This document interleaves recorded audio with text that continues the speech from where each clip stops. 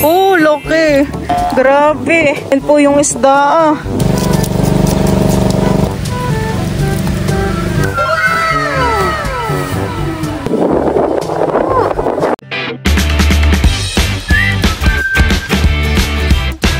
What's up mga kabilot? Welcome back sa aking channel. Sa today's vlog po ay magluluto po ako ngayon ng sinigang po na langisi. Bali yun pong langisi ay kukunin po namin ni Bal sa palaisdaan. At yun po ay nakabihay. Yun po yung nahuli po ni Papa sa lambat nung kami po ay nagpaiga po ng tubig sa palaisdaan. Diyan po mga kamilot at update po sa bagyong Pipito dito po sa lugar po namin sa Infanta, Quezon. Ayan po. Medyo malakas po dito ang hangin. Ayan, napakalaki po ng dilim.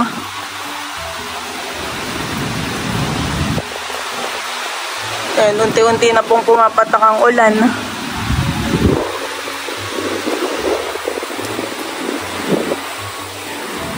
Ngayon po ay alas 7 po ng umaga dito sa amin. Signal number 5 na po sa Humalig at saka po sa Patnanungan. Yun po ay doon sa Tawid. Grabe, nakakatakot po yung bagyo. Bagyong Pipito. Sana po ay tumigil na ang malakas na hangin.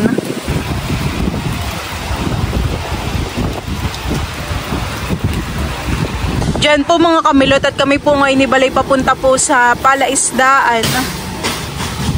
Tamin pong ihuhulog itong mga similya. Ito po yung mga similya na ihuhulog po namin. Yan, malalaki na din po. Yan po ay dala kaninang umaga ni Ninang Arot.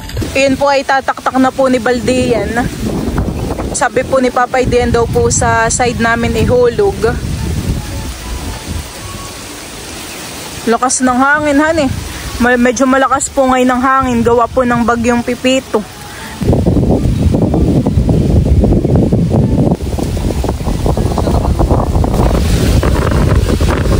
Diyan at bali kukunin na po ni Bal dito yung bahayan po ng isda. Diyan po kahapon ni Papa nilagay yung malaking langisi. Amin pong binihay po diyan. Wow! Ayun po. Ayun po yung isda. Grabe kalakihan eh. Binihay po namin para buhay lang po siya. Sariwa. Oh, palabasin natin dito. Oh, butit hindi nakawalahan eh. Saan baga ang bukas? Sana ito. Ayan po lalagay na po namin ni Bal dito sa timba. Akala kong unang kita ko ay midyad. Dahil sabi daw po ng Papa ay lumalaki daw yung midyad ng ganito kalaki. At sinearch ko rin sa Google, nakita ko yung mga midyad ganyang kalalaki. Kaya akala ko nung unang tingin ay midyad.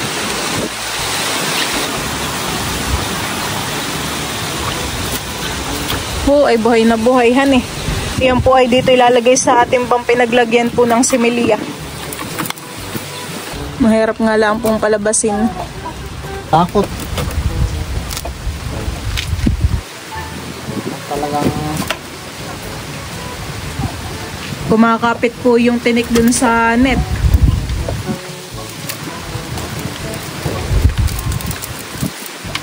Ayun, mahuhulog na. Oh, buhay na buhay.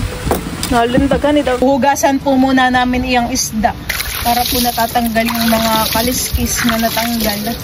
Oh. Dito na lang po ni balilinisan iyang alangis eh. parang masakit din yung Oo, ayusin mo. At yan ay buhay pa, baka mamay biglang magpipiglashan eh. Maggagalaw. Bubuhatin daw po muna ni Bal na. Oh, bakit kayo masagatan? Ayan po yung isda. Nakakatakot po yung kanyang ngipin, bawagway lapit. Yan po mga kamilot at kinakaliskisan na po ni Bal yung alangisi. Oh. Hawakan mo siya ay nagpupumiglas pa eh.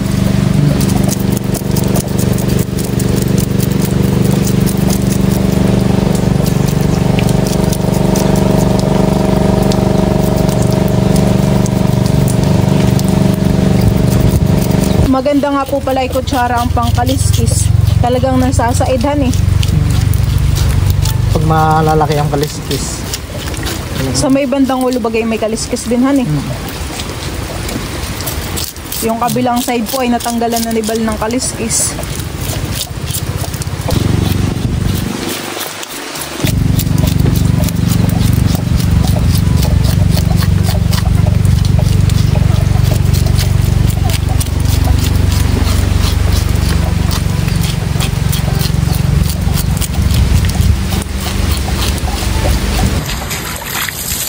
Gumagalaw pa rin kahit nakaliskisan na.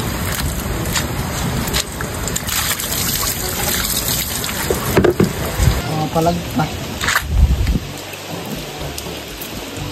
Itong isda ay natanggalan na po ni Bal ng bituka at hasang. At tatanggalin naman po niya ngayon na yung mga palikpit at saka po yung buntot para hindi na po makasama sa pagsisigang.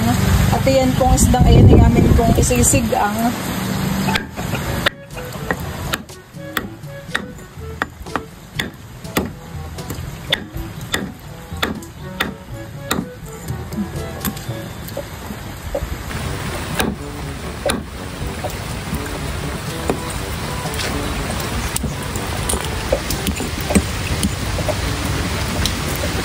Yung tinik niya ay na kayo pwede ng pangsungkit ng sihihan eh. Sobrang tigas. Nakakalagnat yan. Yan po yung nakakatakot.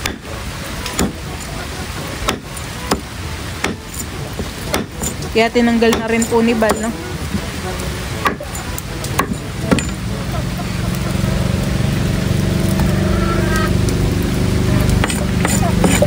Ito pong isda ay akin na pong hinihiwa.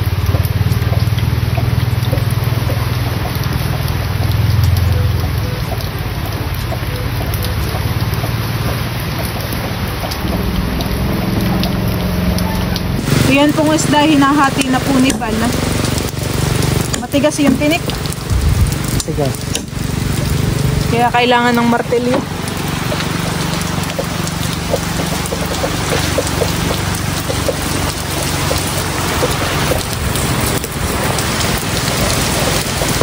Yun.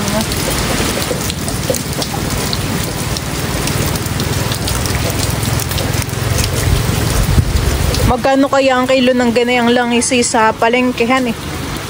Diretso ka na sa bitimba?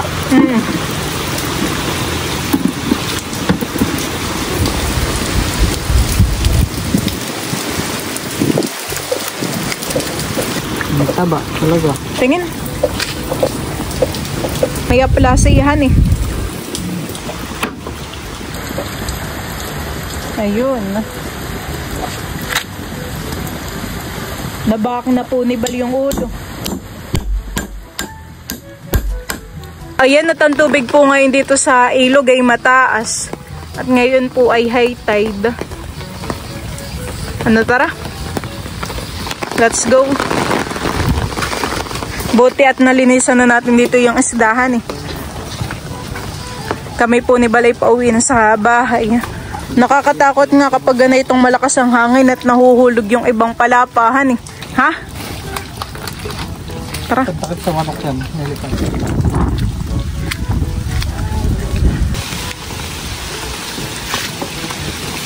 Diyan at si Bal naman po ngayon ay papunta po sa bayan at ihahatid po niya yung timba. Tapos ay bibili na rin po siya ng gulay na pansahog po natin dun sa langis.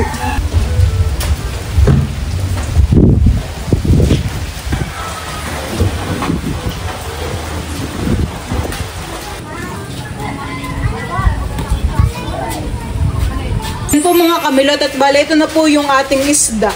Ito po yakin na pong huhugasan. Ayan po.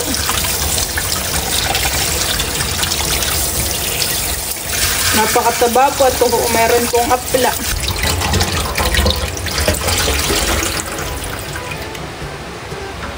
Yan po mga kamilot at nakaready na po itong mga ingredients po natin para po sa atin pong sinigang. Ayan, bale, ito na po yung ating isda. Ayan po. Tapos ay meron lang po tayo ditong pechay, sinigang mix. Tapos meron po tayong sibuyas, kamatis, siling green. Tapos ay iyan pong ating sitaw. Ito po ay mga nahugasan ko na. Habang ako po dito ay nagpapakulo na po ng tubig, ay atin na pong ilalagay itong kamatis at sibuyas. Ito po ay ilalagyan ko na rin po ng asin. At dahil kuluan na po yung ating sabaw, ay akin na pong ilalagay itong mga sitaw. At ito po ay medyo matagal pong palambutin, lutuin.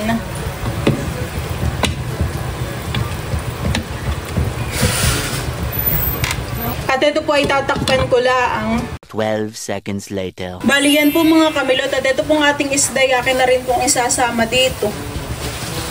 Unahin ko po muna itong ulo. Ayan po. Akin na pong ilulubog. Oh, ito po ang mataba. May apla. Ito naman po yung buntot.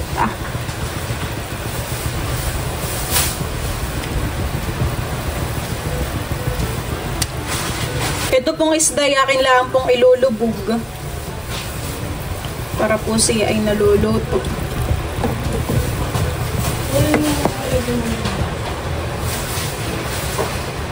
Isasama na rin po natin dito yung siling green. Yan, ito po yung akin lang pong tatakpan para po kumulo. Mabango na po ang amoy na ito pong aking niluluto. Akin po munang itatabi itong isda dito po sa gilid. Ayan po. Atin pong aahunin para yung petchay po ay din po natin ilalagay sa kabilang side. Lagay ko na po itong mga petchay. Ito pong gulay natin. Dito po sa gilid. Bango. Kakagutom na po. Talaga pong mataba po yung ating isda. Naglalangis-langis po yung ating sabaw.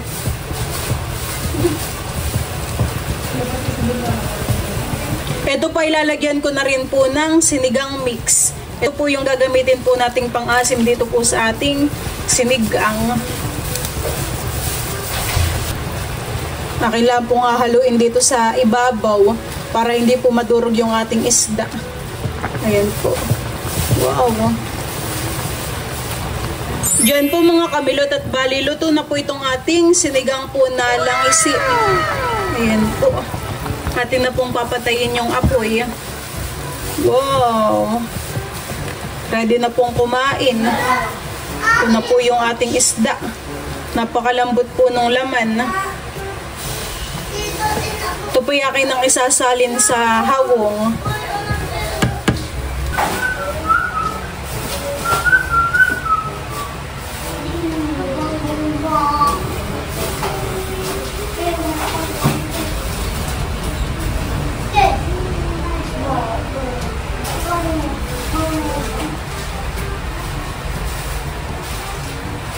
Ako po ay maglalagay na dito sa hawong po ng ulam. Ayan po. Kunin na po natin ito.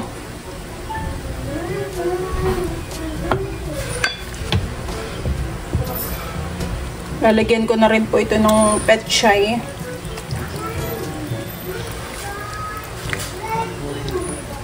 Saka po ng mga sitaw. Ayan po.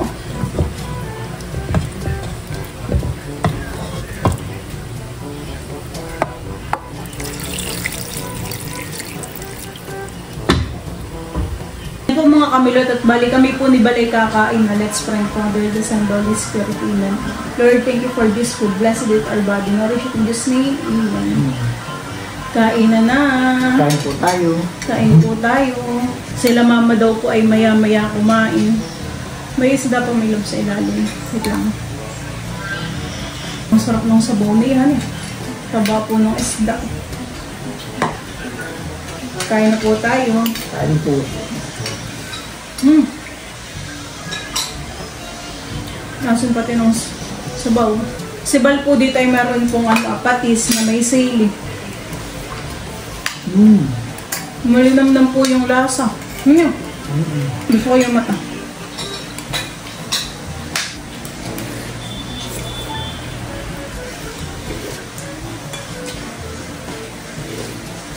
Tamang-tama po ito yung petchay na. Sarap. Ang lagsa ba Yung isda mo. Grabe. Linam-nam.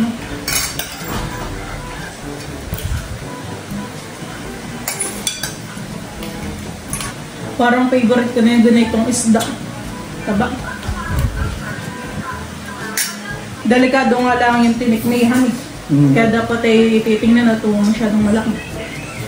Patutulis pati. At talagang pag nalunok mo, ay... Delikado po siya sa lalamunan. No? At parang yung tinik niya po ay parang tinik ng... sa kalamansi. Talagang pwede na po pang sungkit sa sihi. The best yung sabaw. Mapapaasin kilig ka.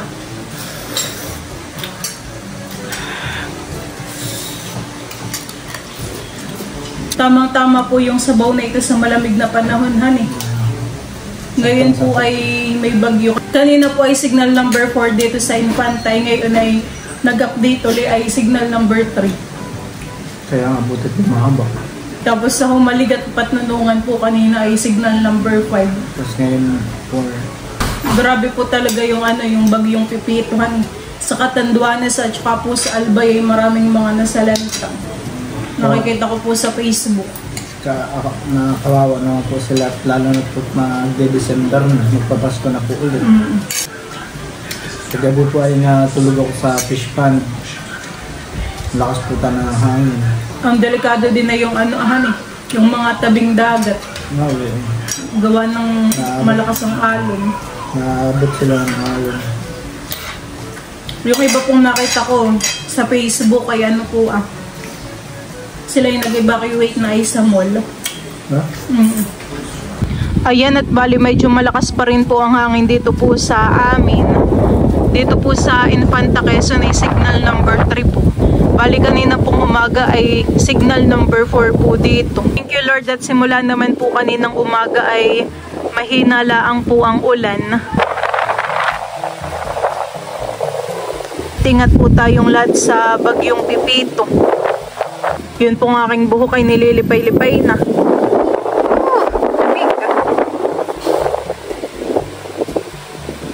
Tago, balik ka! Tago, balik ka! Tago, balik ka! Bless po. Bless po si tayo. Wow!